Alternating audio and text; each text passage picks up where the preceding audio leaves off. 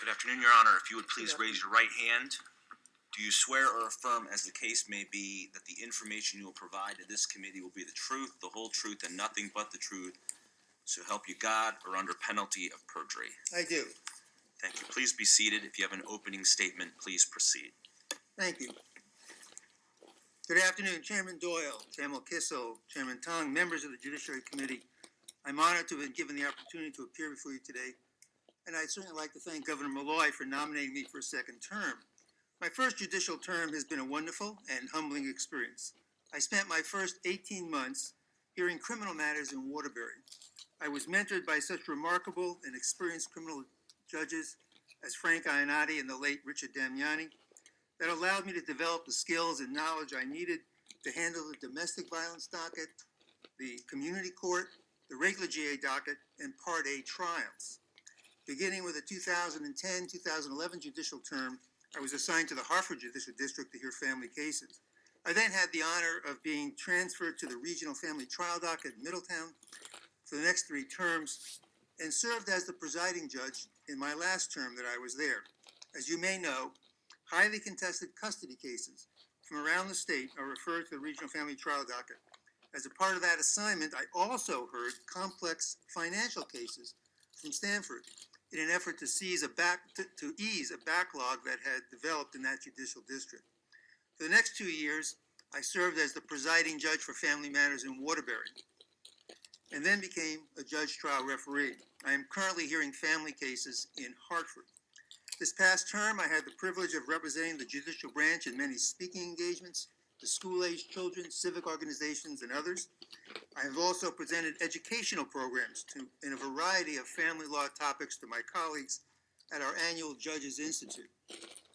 I've heard many difficult matters in my first term, including issues involving the most important and meaningful problems our citizens have faced in dissolution of marriage and custody actions.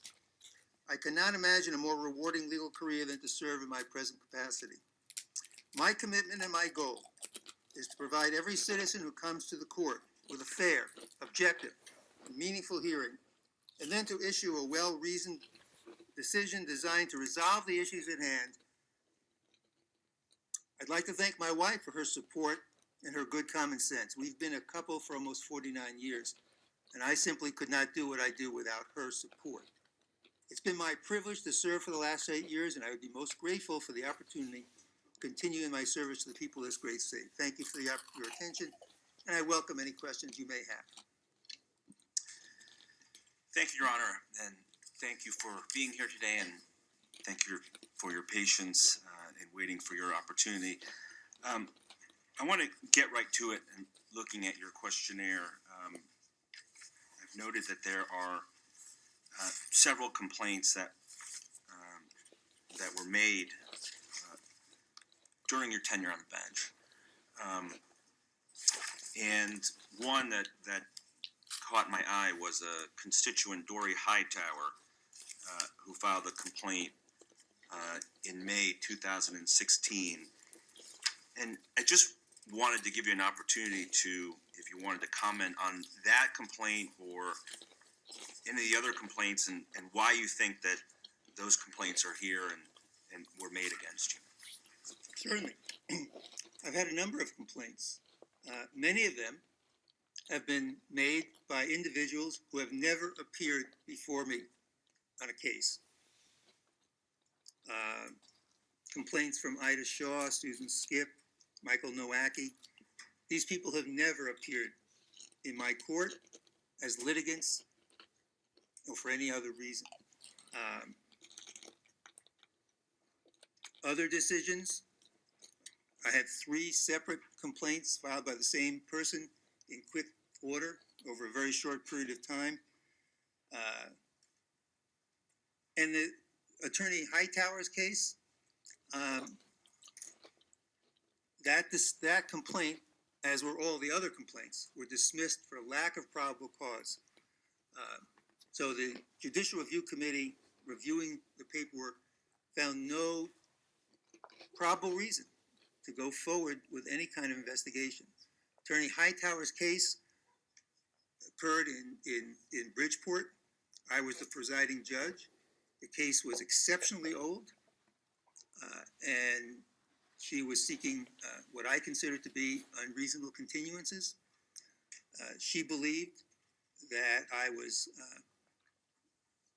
biased against her because she had appeared before me in another case as the attorney, and I ruled against her, whatever the motion was. I honestly don't remember what the motion was.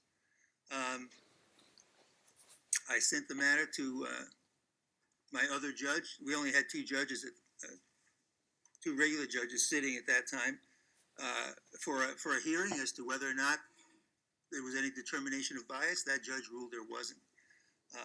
So I believe that her complaint was unfounded, and that was supported by the Judicial Review Commission. Your Honor, why do you think that people who have not appeared before you in your court or have a case pending before you at any time, why are they making complaints against you? Well, reviewing those complaints, they are based primarily on internet blogs, pseudo-journalist blogs that talk about corruption in the family court. Somehow people have the idea that judges are taking kickbacks to decide cases in a certain way, that we're referring cases to psychologists so they can make money. This is difficult work. It is very difficult work. And quite frankly, most judges in our state do not want to hear family cases. That's a fact. Judge Suarez does not want to hear family cases. I volunteered to hear family cases because I've spent all of my adult career working with children or supporting children's rights. I was a teacher for 12 years. As an attorney, I worked as a GAL. I mediated cases. I did collaborative law. And as a judge, for the last 6.5 years, I've handled family cases. I've handled some of the most difficult cases that have come before our bench. And I do it gladly because they have to be decided. Custody cases that are prolonged are damaging to the children, and they must be decided quickly and fairly. As a result, I've been the target of anti-Semitic and other complaints. My family has been threatened physically, involving state police to protect them. And yet I still do the work because I believe it is my job and it is my passion to deliver fair, reasoned, compassionate decisions.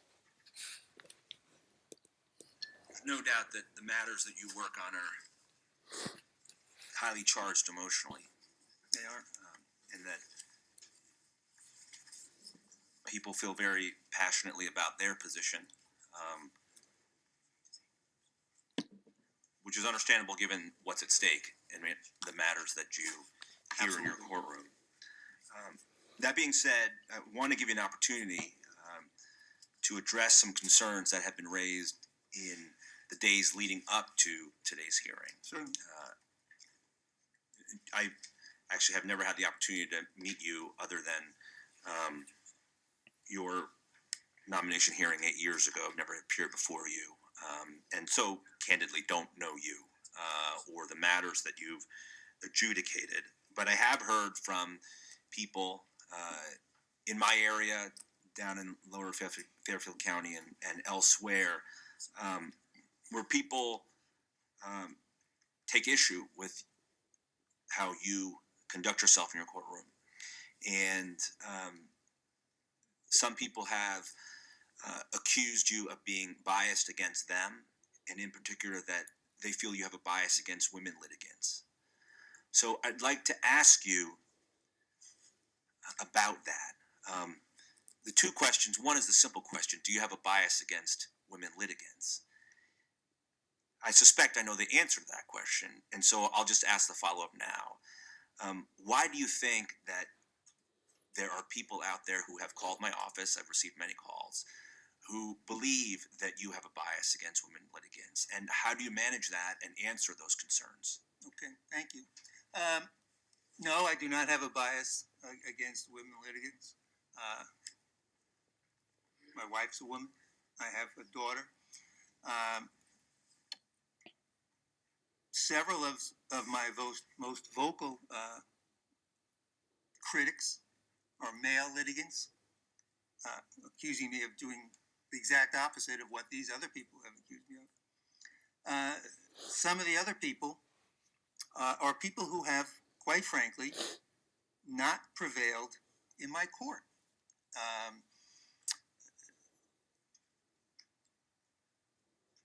There are people who have been limited in their access to their children because of their own actions. And in at least two cases, I obviously won't mention any names because they're still pending matters, but in at least two cases, I entered orders for access between the mother and the children against the express wishes of the child or children in one case. Because I didn't think it was appropriate to cut off all contact despite the very negative and harmful behavior of the mother.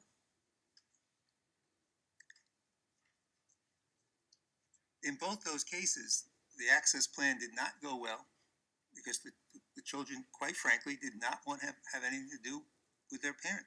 So despite my efforts, I was not able to recreate a parental relationship, at least in the short term.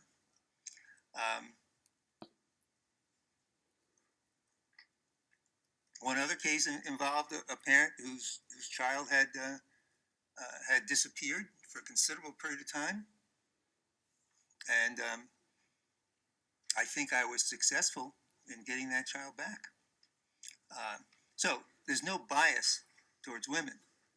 There's court rulings that make every effort to protect the best interest of the child, because as the law has been written by the state legislature, that is my task. And I tell people when I do the short calendar now, and we have a call in Hartford, I very often preface my call of the calendar by telling people, you're going to have to go to family relations and you're going to have to try to mediate your case. And when you go to the mediation, I would urge you to approach that process with as an open mind as possible towards resolution. And when you work towards that resolution, you should keep in mind, what do you think is in the best interest of the children, not what you want. Because quite frankly, if you can't resolve your case and you come back to the court and ask the court to resolve it, my primary focus is going to be the best interest of children. What you want as the parent is secondary. So focus on the children and try to reach a resolution, because quite frankly, there's certainly no judge who can do a better job than the parents. We don't know the children. We don't know the situation. We don't know the finances. It's up to the parents to do what's best for the children. And if they can't, then that's the job of the family court, to make the orders for them. In very emotional cases, of which you see many, and in situations where people present their arguments and positions very passionately, I imagine it can be. I imagine it's easy to feel one way or another about a litigant, right? If they seem emotional, if they're agitated, if they raise their voice, I imagine it. Like any human being, you have an immediate reaction to that person, particularly if they seem unreasonable to you. How do you take a step back and manage your own emotions? And I guess this is a question about temperament. And how do you manage a courtroom when people are so emotionally charged? And how do you avoid a bias when you see somebody that is very emotional about their position? And how do you dispense justice in that environment? Okay. I've been doing it a long time. I said first as a teacher, and then working in the courts as a lawyer and a guardian and an AMC.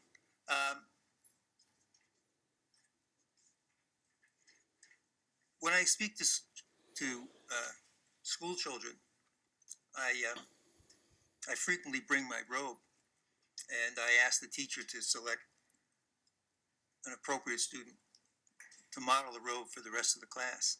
And I always ask the kids, why do you think judges wear robes? And there's a whole bunch of answers and stuff, but eventually it comes down to it's a symbol of authority. I don't take the litigants personally. When I wear the robe, I wear my judicial demeanor. And I'm quite proud of that. I can't tell you how many times I've gotten off the bench and the marshal or the court reporter or the clerk will say to me, Judge Adelman, I don't know how you maintained your cool. It's part of the job. And I take the job very seriously. It's a serious job.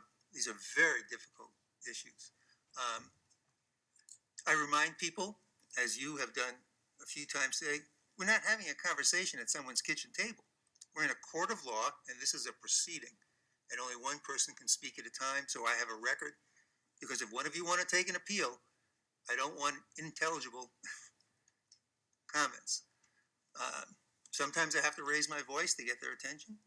What my wife refers to as my teacher's voice. And that usually takes care of it.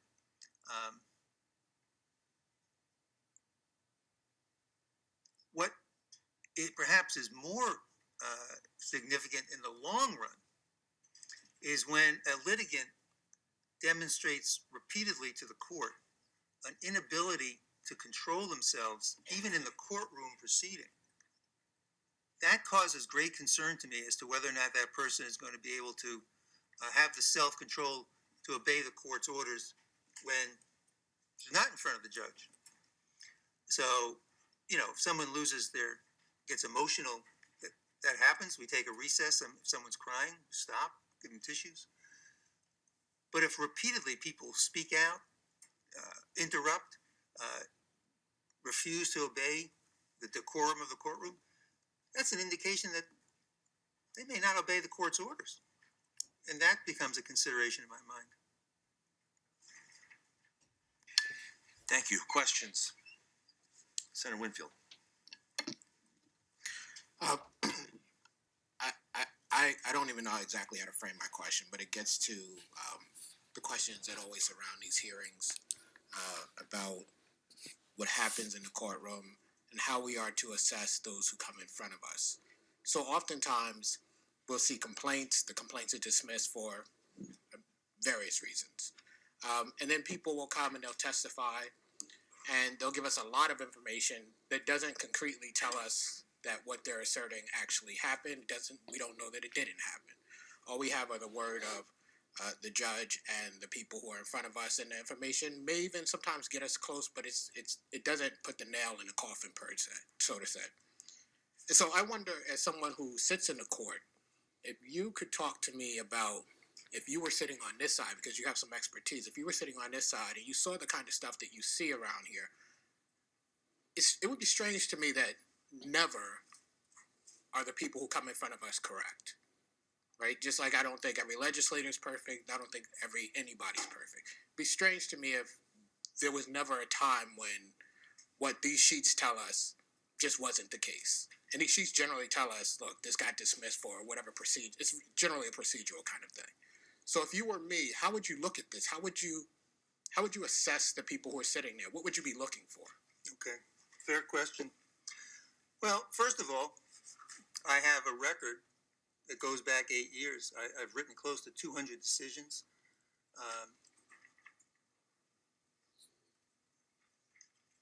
Most of those, virtually all of those decisions are written in the last 6.5 years, because as a criminal judge, you rarely write a decision. You do other kinds of things. So, I write about 20 decisions a year. So there's a record. You could look at the appellate court's review of my work. I've been affirmed 90% of the time. I've only been reversed completely once. And I've been reversed in part and affirmed in part 2 or 3 times. The other thing, and that this of course takes more time, of course, is that you could look at the actual record of the case, look at the court file,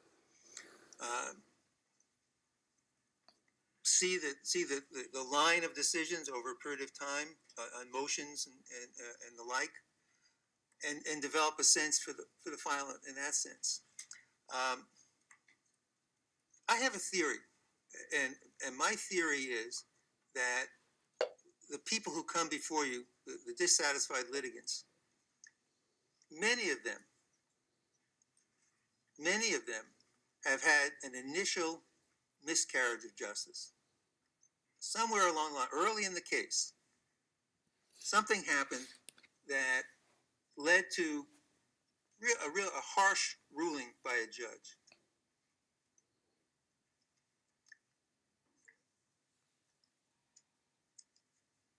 There's very little that can't be corrected over some time. But what happens with some litigants is that they become enmeshed in their case. The fight becomes more important than the outcome.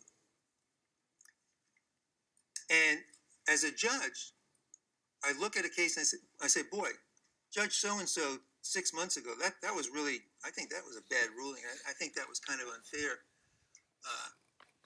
But the litigant is now behaving in an erratic manner, is violating court orders. And the new court, whether it's me or someone else, finds itself in an impossible position because we can't enter corrective orders because the person's acting so inappropriately. And then it kind of builds and it goes on and on.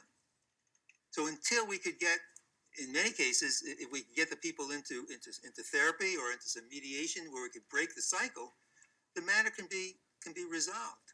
I'll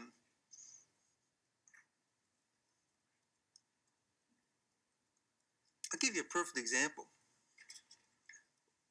One of the litigants who filed a complaint against me came before me when I was on the regional docket. Hadn't seen his children in 7 years. An order that was entered long before I was a judge. I said, and he wanted to reopen the case to see his children.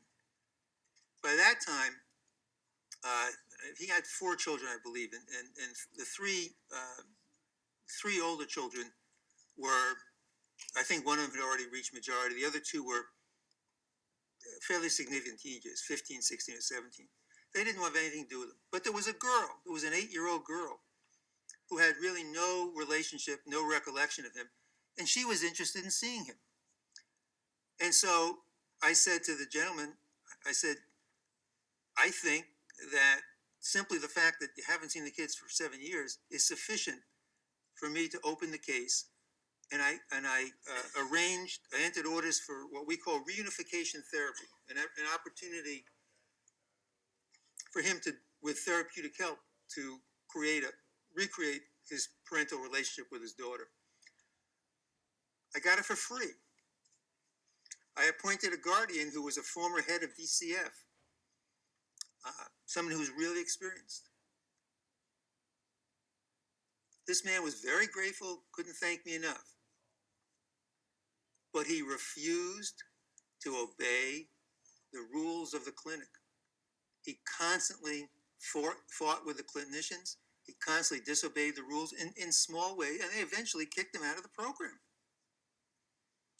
He seized defeat out of the jaws of victory. He had everything going for him. There was no reason why he couldn't have reestablished it. But the fight, it was more important for him to fight the system, to show that he was right and the court was wrong, or he was right and the therapists were wrong. I see that happening over and over again. So that's a long-winded answer. you need to look at the full record to get a taste for the case. Looking at one decision or one complaint, I would urge you to read any of my decisions. They're thorough, I think, and I have a very high record of being affirmed by the appellate and Supreme Court. So, I don't know. Okay.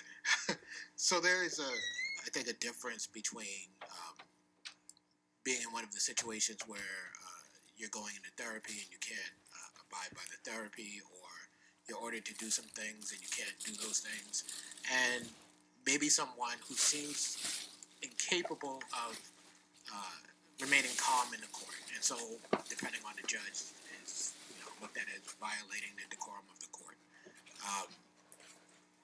And I think because there's a difference, at least the violation of decorum potentially could actually not really mean anything other than the person feels the kind of pressure where in that situation, regardless of how you or I might act, it does become impossible, and it does not necessarily indicate that outside of that courtroom they will do things to violate whatever the conditions are. But you seem to indicate that that's one of that when you see that, it indicates to you that that person will be incapable of following orders. And so maybe what I'm trying to ask you is if you could speak a little bit more about that, because that, to be honest with you, if that is your perspective, that's concerning me, because I can understand as somebody who comes from a group of people who don't always get justice in the court, why you might in that situation have a hard time doing what is necessary, but be perfectly able outside of the court to do what you're required to do. Well, as I said, it's one factor. It's not the only factor. And if you look at the decisions that I've written, you'll see that very often that person has also violated court orders outside of the court on a repeated basis. I don't expect people to be perfect, and I give every latitude that I can while still protecting the children. But one of the jobs that a judge has is to assess credibility of parties,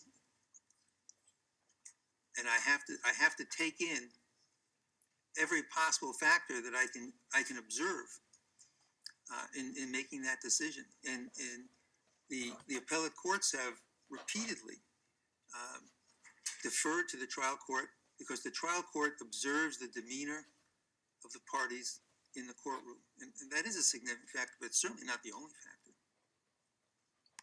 Thank you. I appreciate your responses. Thank you for the question.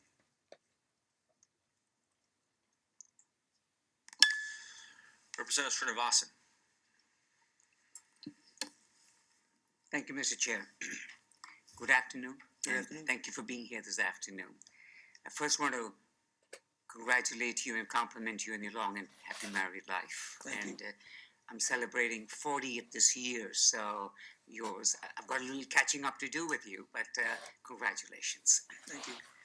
What I was not clear about in this conversation we've been having so far is when you were asked, was there an excessive amount of women complaints against you, and then you replied back by saying you have an equal number of men complaining against you as well. So maybe you can just enlarge on the complaints you've been getting both by men and women, so that I'm clear. Is it only women, or is it men, or is it across the board? Okay, I'm looking at the my list of judicial complaints, and not counting those individuals who never appeared before me. There's four by men and 3 by women.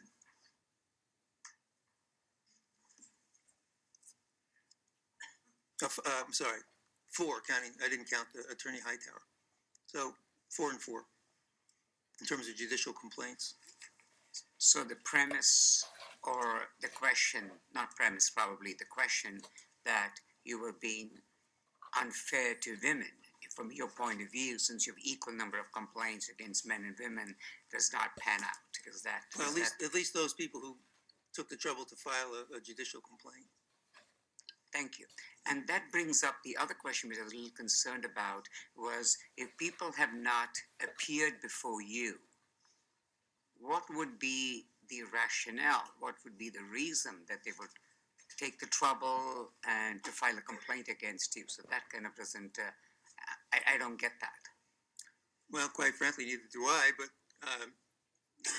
the rules do not require a person to be a litigant. So a member of the public can if a member of the public feels that they've witnessed or read about something they think is inappropriate, they can file a complaint.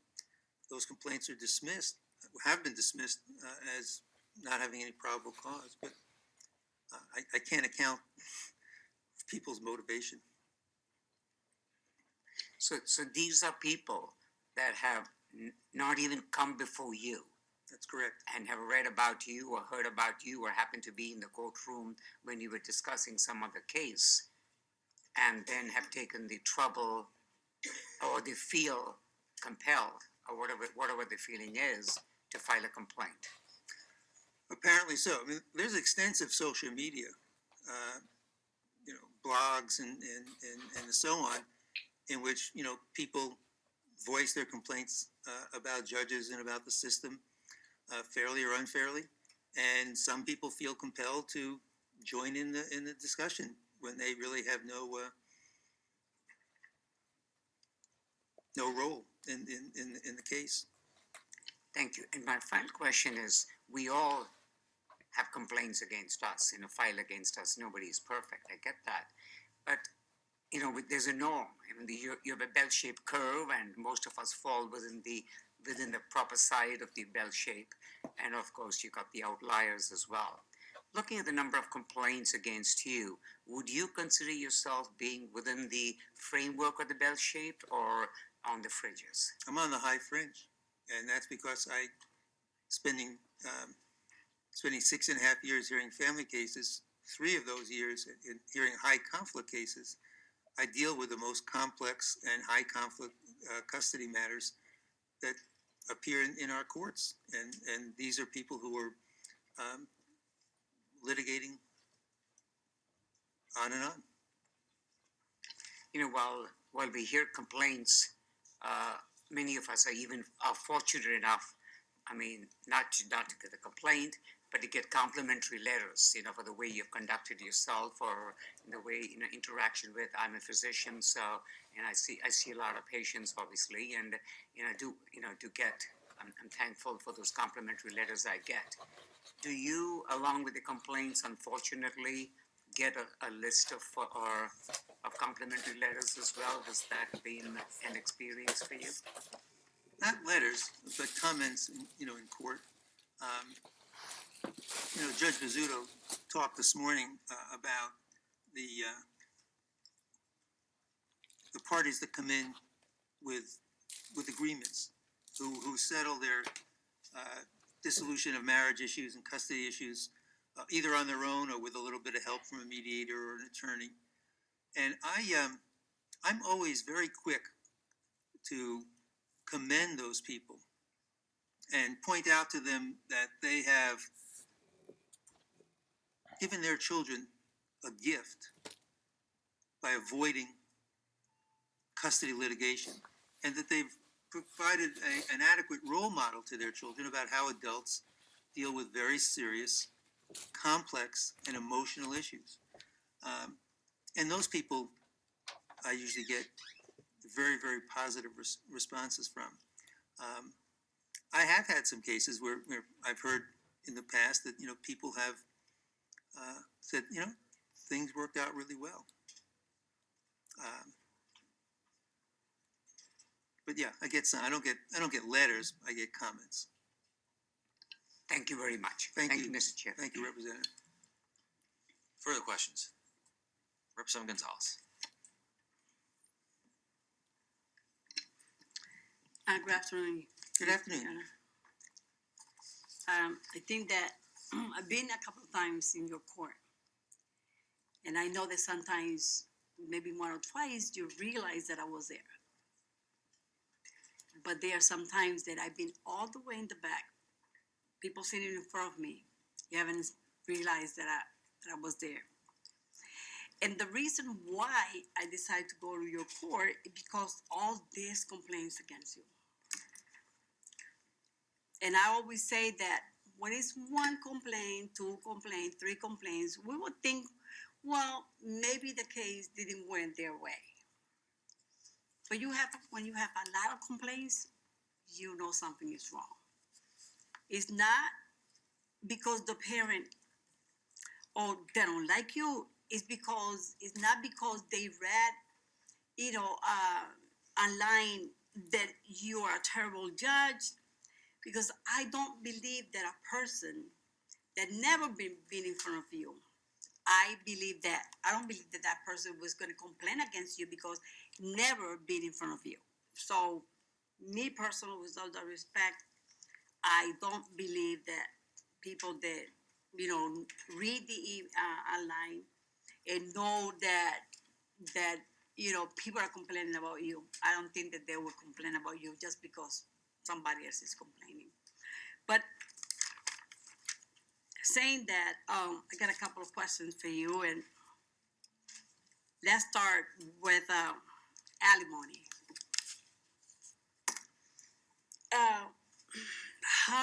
How you go by the alimony? If it is based on how many years the couple's been married, how you decide?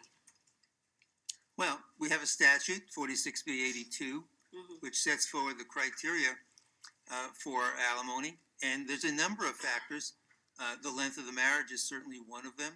The relative economic positions of the two parties, educational achievements of the parties, their past employment, their ability to earn a living or not, their health is an issue, and recently the legislature saw fit to add language regarding whether or not it would be significant for the custodial parent to care for the children rather than be employed full time. So there's a number of factors that the court has to decide in making that determination. The statute also requires us to consider the property distribution in the 46B81, and we do that as well. And then, of course, if there's young children, there's a child support obligation, and that is factored into the decision. So a couple that has been married for 3 years, and knowing that you explained different reason, but a couple that been married for 3 years, you believe that is fair for lifetime alimony? Lifetime. Well, I know the case you're referring to. That case went to the appellate court. My decision was affirmed as being appropriate. So I'll stand on my record. Okay. We passed Bill 2014, and it was very clear that the judges they have to provide a list of guardians ad litem, and the number on the state statute is very clear. Just said 50 names, and I heard a lot of people complaining about how you handle that. You're providing how many? If you're providing the list, how many names? And I got a complaint about you providing 13 names in a case, and when they decide to check every person in that list, one of the person has a grievance and he was reprimanded. The other person was lived in Florida. They checked the website, and the person lived and worked in Florida during the time that the list was that you provide them the list. And another one has a grievance, and the lady decided that after they checked all those names and they saw that it is a lot of problems that list, people not even qualified, people that live out of the state, the names are there. So the mother decide that, I think that she recognized that there was some mental issues with her. And she asked you for one specific guardian ad litem because she knew that that person was a therapist. And the response, your response was no. No, because your daughter has not been diagnosed with mental illness. But the lady was asking for her. She was asking the guardian ad litem because she thought a therapist is going to be able to work with us. And knowing that she had that problem, she said, well, maybe she will work with the kids and myself. And you said no. Why? If I'm not mistaken, you provide a list. You give them to the person 2 weeks. They will come back and they will decide. They will say, "This is what I pick, Your Honor." If they don't pick a guardian ad litem, then you pick for them. But she decide that she want somebody from that list, and you went ahead and say no. I believe that it's very clear in the state statute. Why you decide that you're going to violate the state statute when it's very clear in the state statute, 15 names, and give them 2 weeks to decide? If they decide, you have to go with that. Why you say no? The situation you're referring to, the parties had qualified under a sliding scale, and we did not have a mental health professional on the Bridgeport list that took sliding scale. I have very few guardian ad litems that are mental health professionals. So I appointed a woman, an attorney, who was very experienced as a guardian and accepted sliding scale. I admit, on that day, I did have only 13 names on the list, and that was wrong. My practice, well, certainly this was in Bridgeport. My practice is to look at the master list for the Fairfield Judicial District at that time, and to put people's names on the list whose work I was familiar with and who I thought could serve appropriately as a guardian. As was indicated by Judge Bizzuto earlier, when the judicial branch put in the training program for the guardians ad litem, that people simply, if they took the 40-hour course, they were deemed qualified and put on the list. Unfortunately, there were many people on that list who I didn't think could serve in that capacity. There were people on that list, this was during the time of the real estate bubble bursting, and quite frankly, there were many attorneys who had never done any family law who took the program, took the training to get on the list in the hopes of making some money. I wouldn't appoint people like that. So the reason I didn't appoint is that the woman could not afford to pay for a therapist. I didn't have a therapist that would take sliding scale, and there was no diagnosis. So I went with an experienced attorney who was a guardian. But with all the respect, you never expressed yourself like that. You never told her, we have a problem. This guardian ad litem won't accept, sliding scale. You never say that. Well, you have a transcript. I'd be happy to review it. I don't remember specifically what was said. Well, I'm saying that for you to decide not to and not allow her to go with this guardian ad litem, think that you violate the state statute. That's what you did. Never say anything else. Just say no. Your daughter is not diagnosed with any mental illness. What I've But- done now is I've now created 3 separate lists. So that if I have a person who is qualified for sliding scale, I give them a list of 15 of only people who are willing to accept sliding scale. So I hope that corrects the problem. Yeah, but you know, Your Honor, is like you make mistakes and or a problem, you end up hurting people. You end up allowing them to go with a person that they don't feel comfortable.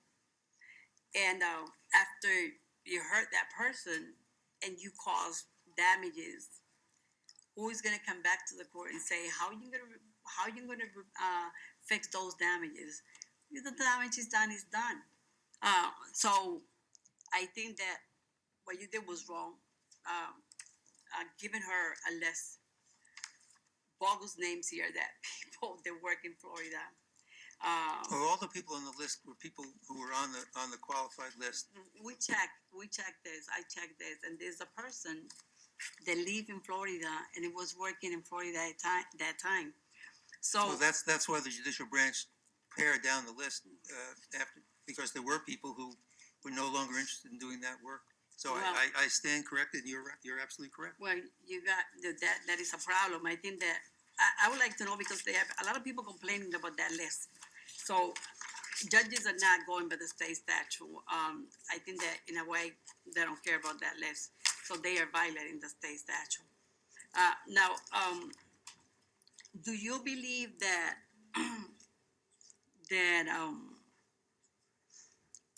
that a fee for a gardening item is child support? Yes, So you said it's child support. that's what the appellate courts and the bankruptcy courts have ruled. Yes. So that means that I'm paying $300,000 to a gardening item, and that's child support. So if I'm gonna pay, oh my God, if I'm gonna pay a gardening item in 5 months, $200,000, $300,000, that's child support. That, Your Honor, that, in my opinion, I'm not a lawyer, I'm not a judge, but that's not child support. That's filling their pockets to the guardians ad litem. That's allowing guardians ad litem to squeeze these people to the last quarter. So it's impossible that you will say that a fee for the gardening item, that I got cases, they spend $250,000, $150,000 in 29 days. That child support? I've never been involved in a case like that. Yeah, but this is, you see, I'm checking when you came here in 2009.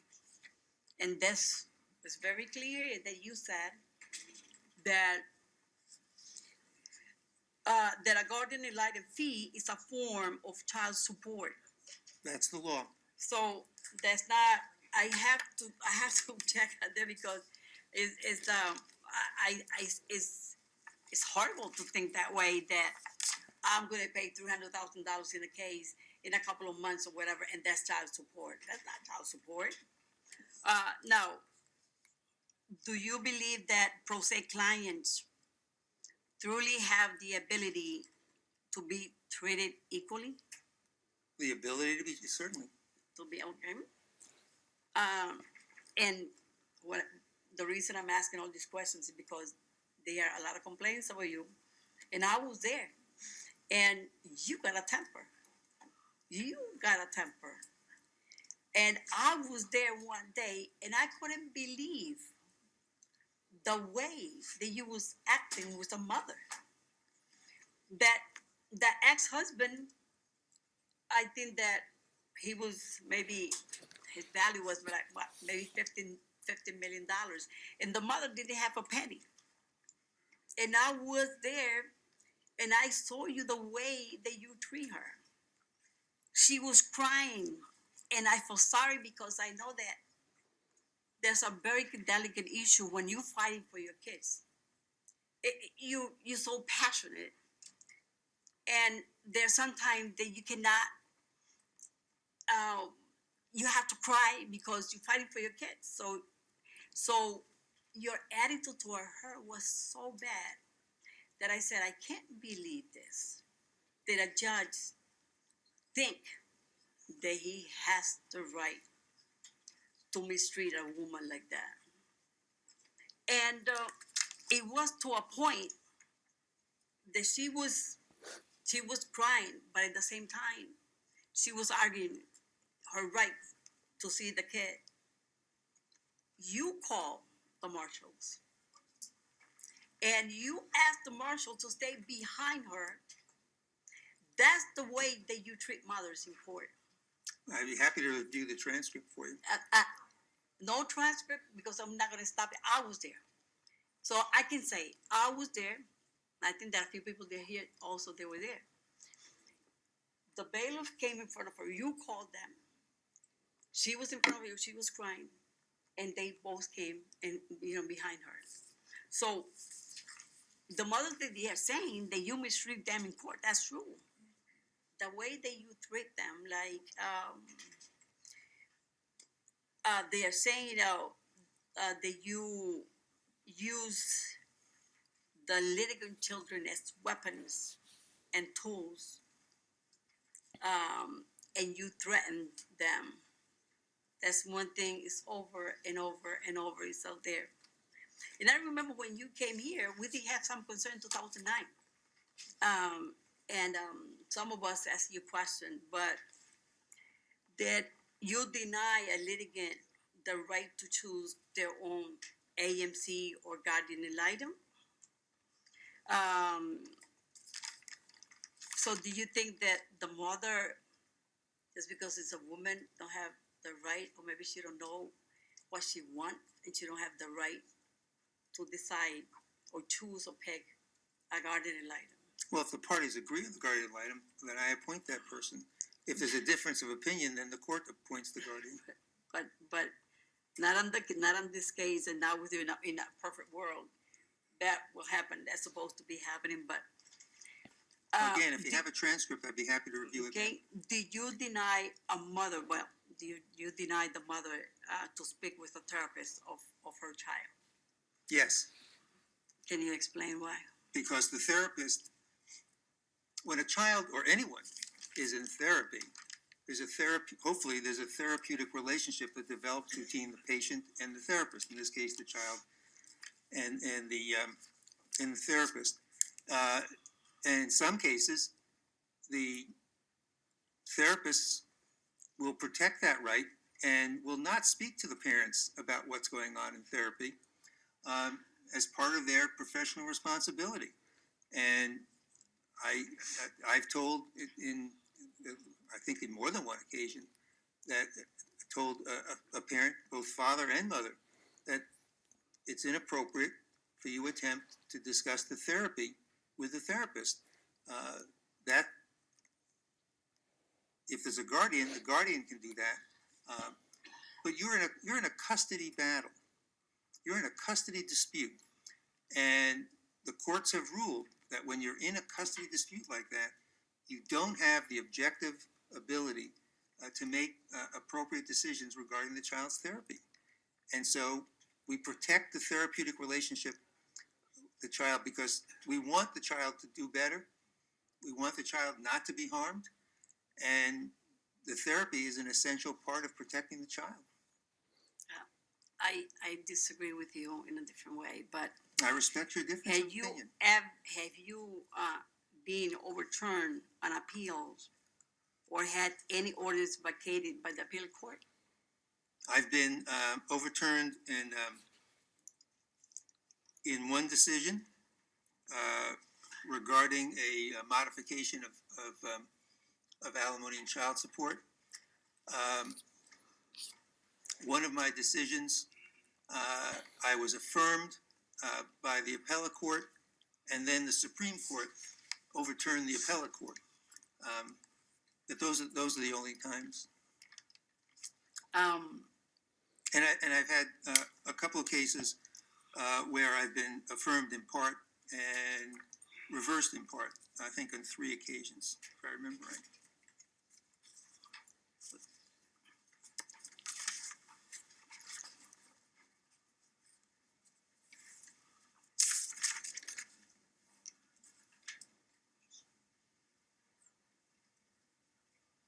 Yeah, three times, there've been 21 appeals that have actually gone to decision.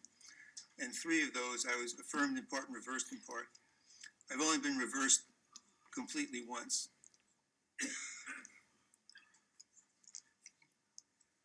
Out of 21. So, okay, so there's a lot of complaints. Have you, if the appellate court completely overturn an order, can an attorney come to court later with a motion for contempt for non-compliance with those same orders? The order that's been overturned? Uh-huh, No, no, no. okay, It's because there's no longer an order.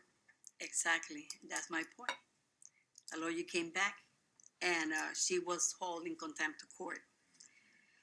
Have you ever been involved in cases where someone, and you allowed that, have you ever been in cases where someone needed accommodation due to a physical or mental disability? Yes. Many Yes. times. And do you always try to comply with that? Judges do not deal with requests for accommodations under the American Disabilities Act. It's not a judicial decision. If someone, and this has happened, if someone in the court proceeding says something to indicate that they're having a problem due to a disability, I will immediately, and have, I stop the hearing. I refer that person to the ADA liaison in whatever courthouse we happen to be in. And then I would handle the accommodations that have been approved.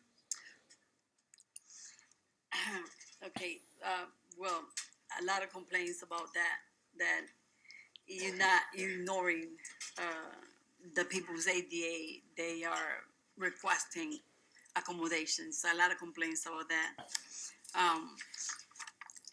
Now,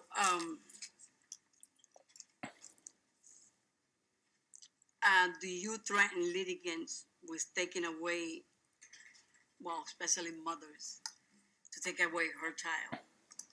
I've told people that if they can't protect their children, the state of Connecticut will protect their children, both mothers and fathers. But I'm saying, during the case, you're not happy, you're irritated, and because I know, because I've been there, you got a temper, so you threat the litigants if by any chance you don't like the response, but you threaten them to take the child away. And also, do you threat litigants with psychological evaluation?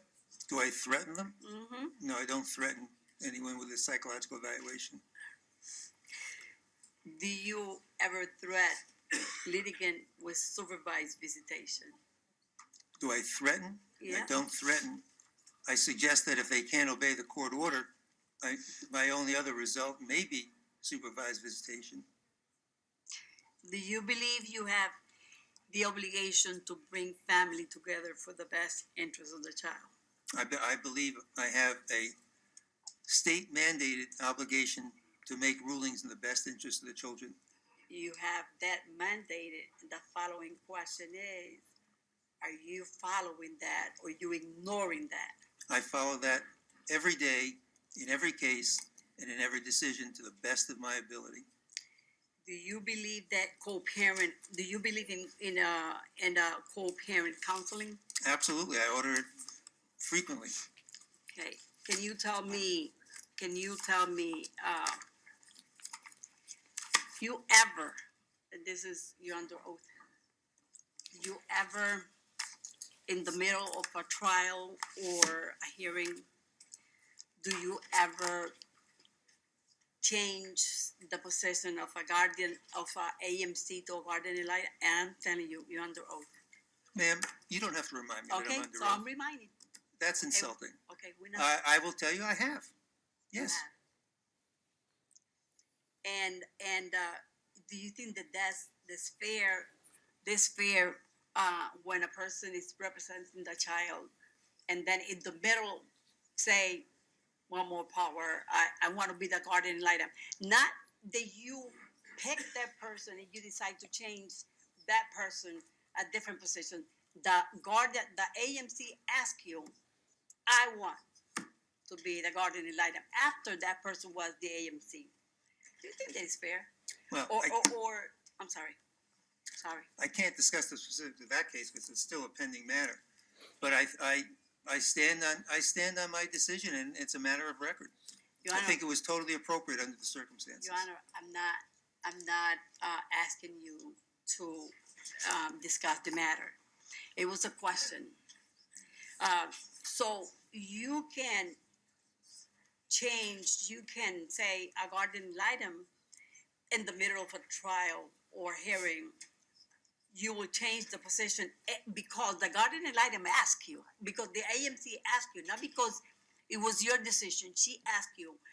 Can you tell me if that happened because she's an elected official? Well, now you're asking me to comment on a specific case, and I will. Yes or I no? can't do that. I'm not asking for you to explain me the case. I'm not. It was a question that I asked you, Okay, and respectfully, I am asking the question, and I would like to have an answer. I will answer it this way. Guardian ad litems, attorneys for minor children make requests to the court all the time. I don't do what a guardian requests unless I think it's appropriate.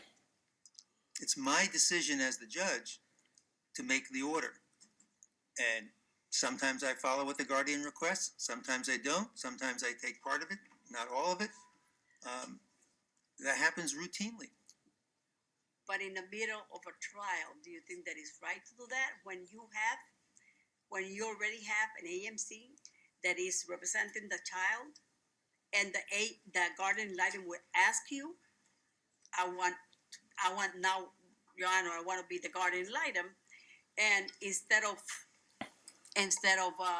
maybe, I don't know, stop the trial and say, well, you're the guardian ad litem, maybe do something, but in the middle of the trial, in front of everybody, okay, I'm going to appoint you as a guardian ad litem. Representative Gonzalez, with all due respect, I just want to make a comment that you are treading down the road of a pending case. I know you appreciate that. Just keep in, and it's a difficult area. Just keep in mind, Okay. because he tried to answer the question to the best of his ability, but he cannot answer it directly. So it's just kind of a gray area. Just keep in mind it's a difficult position or area you're heading down.